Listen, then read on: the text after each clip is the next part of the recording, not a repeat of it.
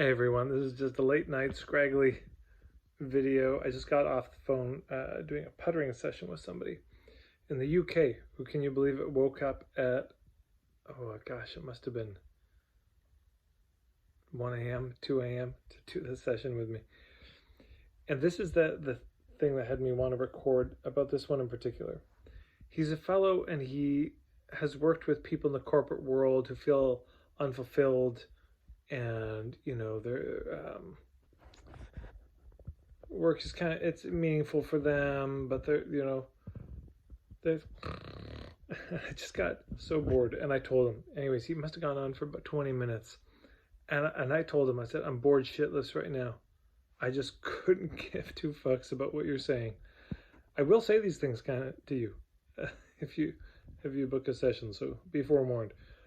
But I said, I just don't care about what you're saying. But he talked about soul contracts and how he had had the experience in his life of being blindsided a lot, being surprised, caught off guard, betrayed in his life. He just never saw it coming. And how he did this soul work, and he realized that in a past life he'd made a vow to just never disobey his father.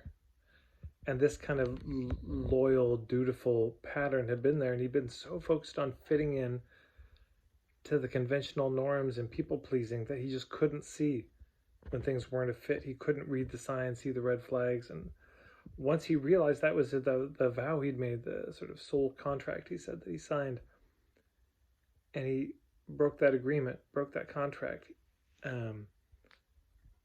his things changed in his life, and he didn't have that experience anymore. I thought that was so fascinating. Let's go back to that, because I couldn't care at all about what you're saying, but this is interesting. And then he tried to take us back. He talked about that, but he said, oh, but I've been thinking about the island A and island B, the problem and the result, and he's put so much. I feel bad because he spent so much time developing his work in a membership and sales letters and a bunch of other stuff, no doubt, on this very generic, I've heard it a million times, and I could tell he didn't care about it either.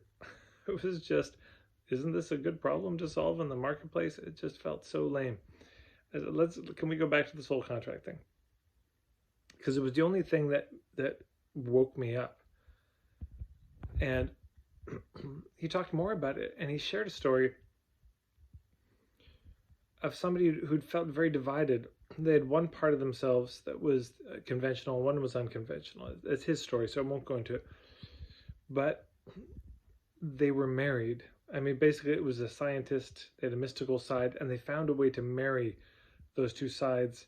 That was like a great union instead of them having to choose. And I said, it's interesting. You grew up very conventional, and that's one of the reasons he also said people worked with him.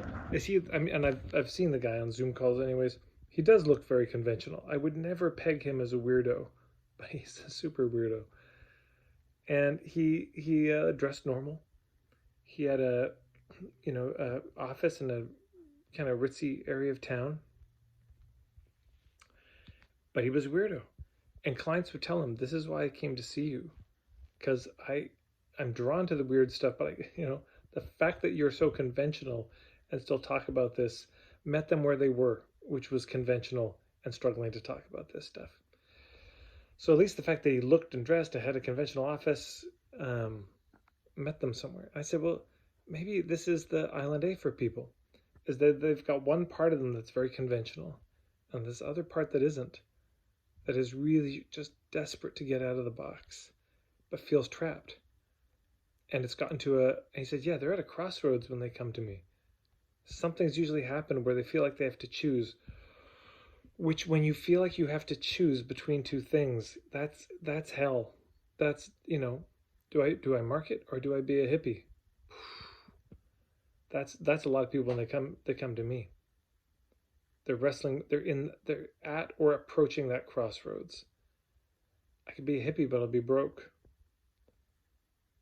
Or I could be a marketer, I'll be rich, but unethical and unfulfilled and won't sleep at night. And How do you choose? What kind of choice is that? And so, of course, in my work, I'm saying you don't have to choose. You don't have to go between one or the other. There is a synthesis there. So a similar thing in his work, but it's more conventional versus unconventional. Mainstream and mystical as the poles. Anyways, the more we talked about it, the more stories he shared, I was so engrossed. And then I said, at the point of view level, you've got a kind of Venn diagram, because there's the psychological level of it, of why do we feel trapped in that, or why are we blindsided to betrayal, if you decide to go down the betrayal and blindsided route. There's the cultural level, because I said, what other level? He said, well, there's the cultural stuff. I said, oh, that's so true. Sometimes you grow up well, we all grow up in some sort of society, and that has an influence on us. That is usually unconscious to us. We're not aware of it, because it's the water that we swim in. And then there's the soul level, and that's the third circle in the Venn diagram. And the more he talks about, he's saying, oh, it's so important to be in touch with the divine, and that's the answer. I said, maybe that's the circle around those three. And he also seemed to have a belief that maybe, our lives have been orchestrated by the divine, that these things happen for us, not to us, that it's a friendly universe, and we are put in these situations and we make these contracts for a reason, and that circle around all of them changes the dynamic, that maybe you chose to be born in this body, in this family, in this society, at this time. Maybe you knew you had to make those contracts so that you could learn this thing. Who knows? I certainly don't. That's all well above my pay grade. But I can just tell you, I was so interested. I was so fascinated by what he was talking about. And he said, this is so much closer to my heart. He said, everything you're pulling out of me here is so much closer to my heart. Even though he didn't invest it. I do feel a little bad, because this happens sometimes. Clients will come to me and they've put so much time into a niche that is just boring, generic. And then we pull out this thing and it's like, oh God, I have to rewrite everything. I know, I'm sorry. But ultimately not sorry, because it's going to work better for him. And now he has a direction, and I bet he's going to have trouble sleeping. I bet because it's 2 a.m., 2:30 a.m. now his time. I bet he's going to be up with his journal making notes for the next half hour, an hour. I would be. But now he has a direction that feels really fulfilling for him, and I think that is actually very compelling from a marketing angle. But then he said, I feel like a bit of a fraud because I haven't totally integrated the conventional and non-conventional in my life. I said, you don't have to. Sometimes people just need a space to be with other people wrestling with the same questions of how do I balance the mainstream and the mystic? How do I integrate those two? He's certainly done a lot of work on it. He's probably further ahead than most. And sometimes you just need to be a step or two ahead. But if you can be the one that hosts the space that brings people together to have those conversations that they can't have with their friends and they can't have with their family, people will pay for that. They'll pay for the opportunity just to talk, just to be with other people who are wrestling with the same questions, wondering the same things, fascinated by the same topics. Yeah.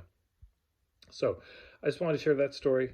It's been a while since I've done a puttering session case study, and this one was so rich. I mean, we went half an hour over time. I normally don't, but I was on a walk and I got a little lost, so he kept me company on the way home. Anyways, hopefully that's useful. I'd love to hear how it is for you hearing that story, what it makes you think of. You can leave that in the comments below.